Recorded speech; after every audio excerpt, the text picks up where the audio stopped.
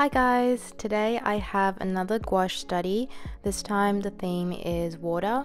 I'm painting in my new Etcher sketchbook, which was kindly sent to me by Etcher Lab. This one is the A4 sized hot pressed. I'll leave details of it down below. I'm going to be using my Himi gouache as usual. I've seen a lot of comments about issues with the Himi gouache drying out, but I haven't had any problems with it at all. I just make sure to spray it with plenty of water when I'm working with it, and when I'm not using it, I also spray it maybe once or twice a week or just whenever I remember, and it has stayed really fresh and new. So let's get into the painting. I'll leave the reference photos up on the screen, and I'll also have them linked down below in case you also want to study off them. I think when it comes to painting water, it can be really daunting. I know when I first started to learn and experiment with how to paint water, I was really intimidated by all the details. But now I think I found a process which I follow almost every single time that I'm painting a seascape or I'm painting waves or something, and it's helped me to simplify the process a lot so that I don't get as intimidated when I'm about to approach a water painting. So in this video I'll try and explain how I approach it, so hopefully it will give you some insight into how you can also start to paint water. The first thing that I do is I just look at the reference photo and I try to pick out the base color. So you would have just seen that I laid down this light blue up the top, and then where the wave is below that it's a little bit darker, so I laid down a darker blue, and then I kind of just blend the two together so I get a nice and smooth transition. And in the center where the light is hitting from the sun, I can see it's a little bit lighter as well, so I painted the blue a little bit lighter there.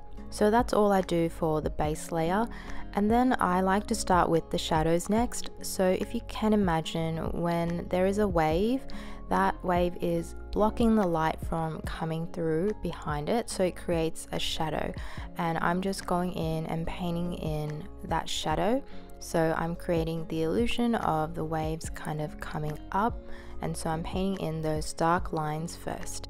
I sometimes switch to a liner brush to get thinner strokes, because you want the waves that are further away to be thinner and smaller to create the illusion of depth, and then the waves that are closer up are usually larger. Next I start to paint in the highlights, so I just mix a lighter blue, and the highlights usually sit just above each of the darker lines, so I paint them just above it.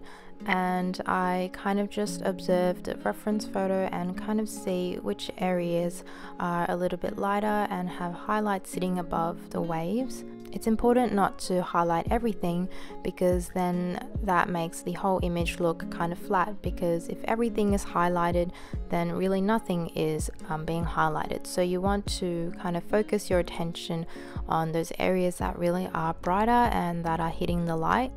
After I've painted in the highlights, I start to get a pretty good sense of the painting, and so this is when I go back into my shadows. So I get even darker paint, so I mix more black with the Prussian blue, and I start to really deepen those shadows, because the first time round I didn't want to paint them very dark just in case I misjudged the value. And since darker paint tends to dry lighter in gouache, now that it's dried I can go back and I can judge whether the shadows were dark enough or not, and usually I need to darken them more. So now I'll go back and I'll paint it in even darker than before, because I know the paint will still dry a little bit lighter, but I do want to deepen the shadows, so I just go in with darker paint. And as I'm painting, I'm constantly referring to the reference photo and seeing what else I can kind of observe, and I can see that where the sun kind of lines up with the water and where it shines down, it's a little bit lighter, so I go in with slightly lighter blue paint and kind of just highlight that center area. And after I do that, I'm ready to go into the last step, which is just adding on those really bright highlights and any of the sun's rays. So I just mix a light peachy orange-ish kind of color, and I start to highlight the center where the sun is shining down. And this is one of my favorite steps, because at this point the painting has already kind of come together, and I'm just adding the finishing touches, which I think just makes it look so much better and makes it really look alive and real. And then the very last step after that is just adding on the final bits of highlight, and I just use pure white paint and I just add on some sparkles. And this is also my favorite step as well.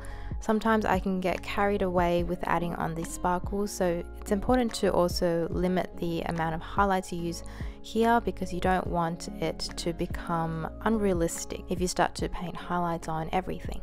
So that's basically an overview of how I approach water paintings, and now you'll see in the rest of these 3 studies I pretty much follow the same approach for all of them.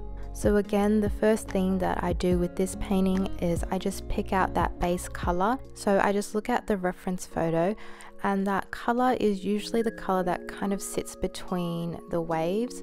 So here I can see it's kind of a light blue, and once I block that in, I have a better base to start with, rather than just looking at the white of the paper and not knowing where to start.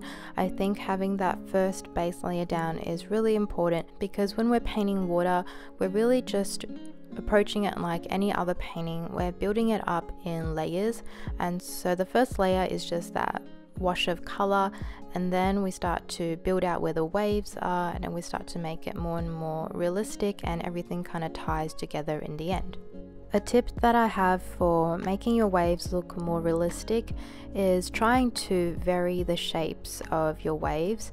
So I guess the general shape of it is kind of like a triangle, so it kind of goes up and it reaches a peak and then it goes down again. But try and vary it so they're not all the same shape and size, otherwise they will look kind of too flat and too predictable. So you can vary it by either just kind of letting your brush do the work. Sometimes I work kind of quickly and I kind of just let my brush just go across the page, and whatever shape comes out is whatever shape the wave is. Or you can just observe the reference photo a bit more closely and try to mimic those different shapes rather than just painting that same triangular shape again and again. And always remember that the waves that are further away need to be smaller. If they're all the same size, then you'll lose that illusion of depth, because they'll all look like the same kind of distance away. So those waves that are further away always need to be thinner and a bit smaller. In this painting you can see some of the waves are a bit rounder and smoother, some of them are a bit more pointy, and they're all just varying in shape and size. Some are sitting very close together, some are further apart. Here I've already got the basic shapes of all the waves, so now I'm just going in and I'm darkening those shadows again and really just defining them. And then after this stage I'll add in the highlights, and after that I can start to add in those orange rays from the sun.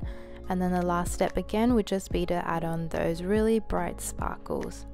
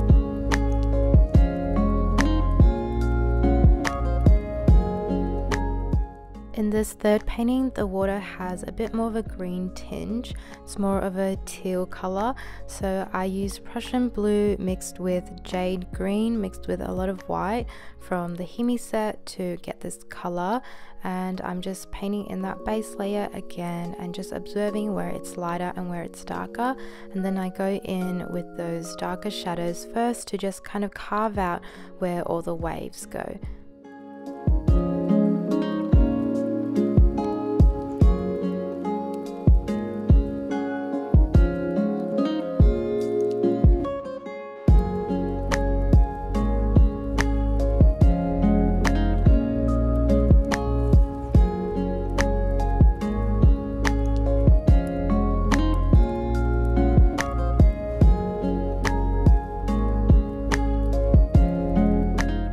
Once I've placed in most of the darker shadows, then I'll mix a color that's slightly lighter and I'll place that below all of the shadows to kind of blend it out and just create a smooth transition as the wave gets lighter as it moves downwards. Sometimes I switch to a liner brush to get even thinner lines. I've found that I prefer a liner brush to a small round brush because with the liner brush the bristles are really long, so even though the size of the liner brush is really small, because the bristles are longer it can hold more water, so it can hold more paint in there, so I can get a lot more strokes out of a liner brush. Whereas I found that with smaller sized round brushes, even though I can paint really fine details with them, because the bristles are so short I can't get much paint in them, so I find it kind of annoying to have to constantly go back to my paint and pick up more paint. And because it holds less water, the paint also dries faster on the brush, so I've kind of just gone back to my liner brush, and that's what I mostly use to paint finer details.